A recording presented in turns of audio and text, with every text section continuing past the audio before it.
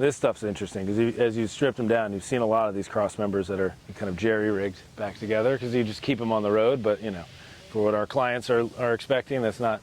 We're not going to utilize something like that. But it's a very much a Land Rover fix. So we looked at some of the donor vehicles here.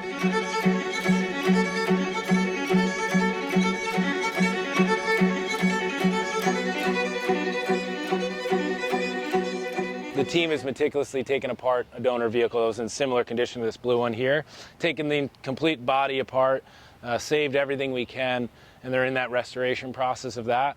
But this is a good opportunity to kind of see a condition of most of these chassis of that age. So again, this is kind of focused on our series builds, which these would have been 1960s, 1970s.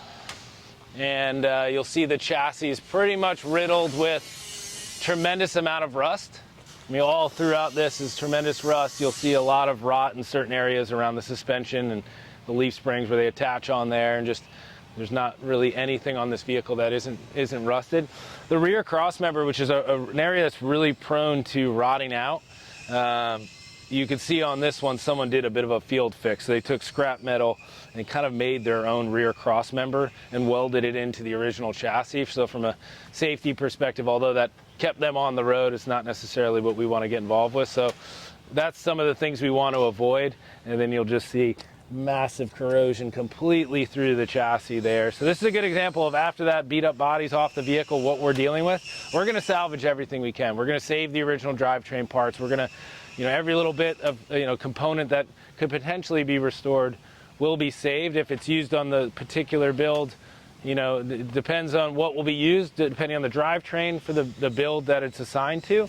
But we will, you know, certainly save all those components. Because if you're restoring an old Land Rover, you do want original components anytime you can. But this is just a great shot. Before we're almost done with it, all the axles will come off, the suspension, all of those pieces, all the different bracketry, and we'll save those and put them into our inventory for the build. But a great opportunity to see a raw chassis from the 1960s.